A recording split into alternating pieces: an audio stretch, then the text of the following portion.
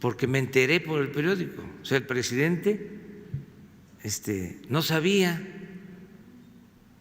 que existía este plan, pero van a ver en qué consiste.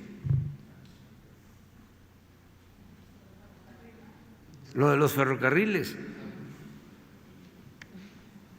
Miren,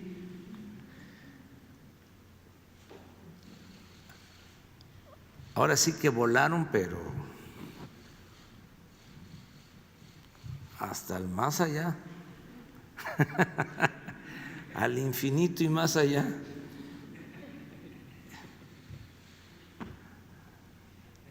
Nunca lo hemos planteado, nunca lo he propuesto, ni en las reuniones al interior del gobierno, ni en público. Imagínense, estas son palabras mayores. Si hacemos la historia, esta fue una de las aberraciones más lamentables del periodo neoliberal. Esto lo hizo Zedillo, de que entregó los ferrocarriles y luego, terminando, se fue a trabajar de asesor a una de las empresas que se beneficiaron con la privatización de los ferrocarriles nacionales. Pero ¿cuál es la historia? El primer ferrocarril que se inauguró, la primera vía férrea, fue la de México a Veracruz, más de 600 kilómetros. Empezó a construirse con el presidente Juárez y se terminó con el presidente Lerdo de Tejada. Ese es el primer ferrocarril, poco más de 600 kilómetros. Y luego Porfirio Díaz, que tardó algún tiempo en el gobierno, construyó como 20,000 kilómetros de vías férreas. Se comunicó todo el país con ferrocarriles. Él entregó concesiones a empresas extranjeras para construir los ferrocarriles y varias compañías empezaron a construir todos los ferrocarriles. Antes los liberales decían de que entre un pueblo fuerte y uno débil, el desierto. Es una frase atribuida a Lerdo. Y no querían la comunicación con la frontera norte.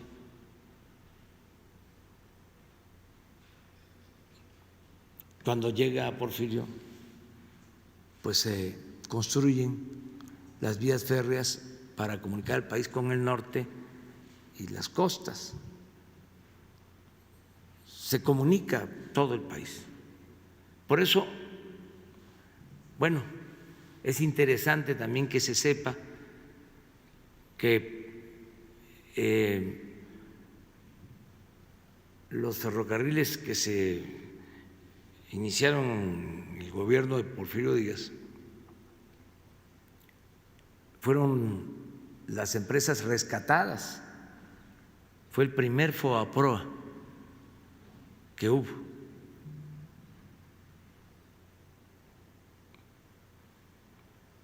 A pesar de que recibían subsidio las empresas, por cada kilómetro que construían había una subvención, es decir, el gobierno les daba un subsidio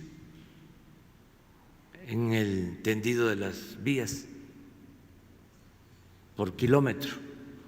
Por eso se avanzó muchísimo. Empiezan a operar todos extranjeros, los que manejaban los ferrocarriles, y decide el gobierno comprar todas las acciones y se nacionaliza el sistema de ferrocarriles. Pero esas cosas que sucedían en ese periodo siguen administrando los extranjeros los ferrocarriles, aún ya siendo propiedad del país. Es hasta que triunfa la revolución que el presidente Madero ya decide que sean los mexicanos los que administren los ferrocarriles. La compra de las acciones de los ferrocarriles pues produjo una enorme deuda para el país. Todo esto es importante que se sepa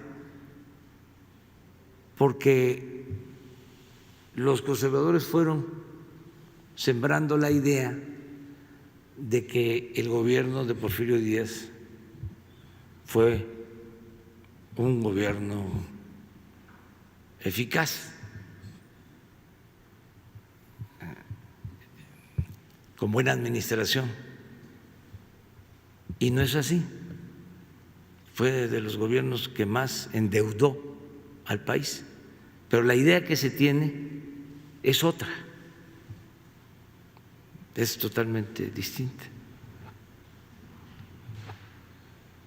Después de la revolución se siguieron haciendo vías férreas. Bueno, era tan importante la comunicación con los ferrocarriles que por eso la revolución se hizo a caballo y en ferrocarril. Todo el ejército de la División del Norte se movía con trenes y también el gobierno enfrentaba a los revolucionarios en los trenes que salían de la Ciudad de México al norte a combatir la insurgencia. Se siguieron haciendo líneas férreas. Todavía a los de nuestra generación nos tocó viajar en trenes de pasajeros.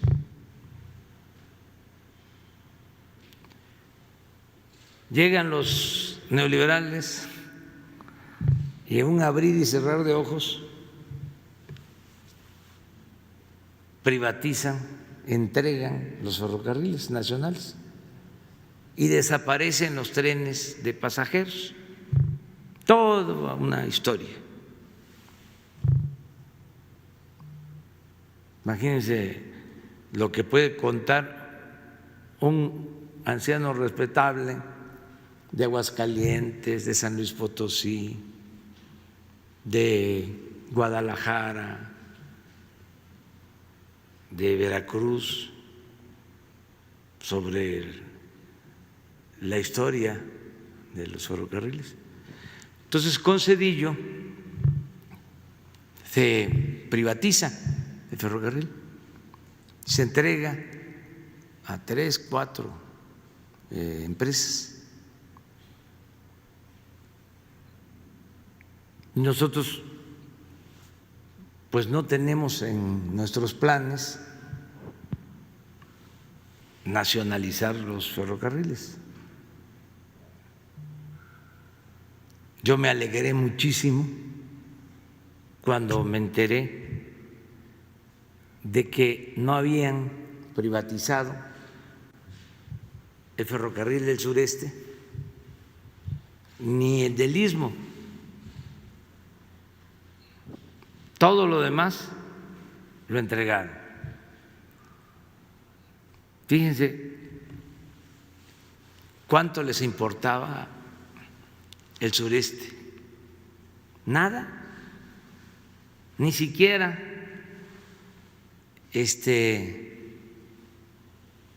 se apropiaron de esos bienes de la nación. Sin embargo, todas las líneas del centro, del norte, pues se consideraban rentables y fueron las que se adjudicaron. Entonces ahora el periódico de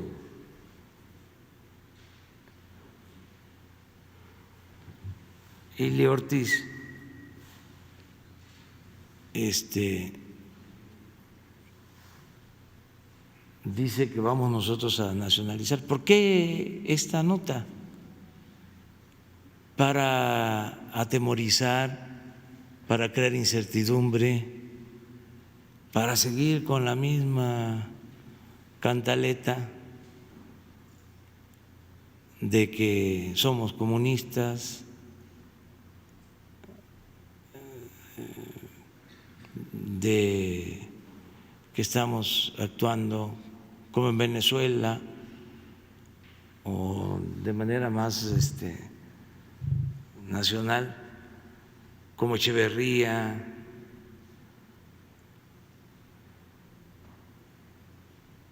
Es eso, pero es totalmente falso, completamente falso. Presidente,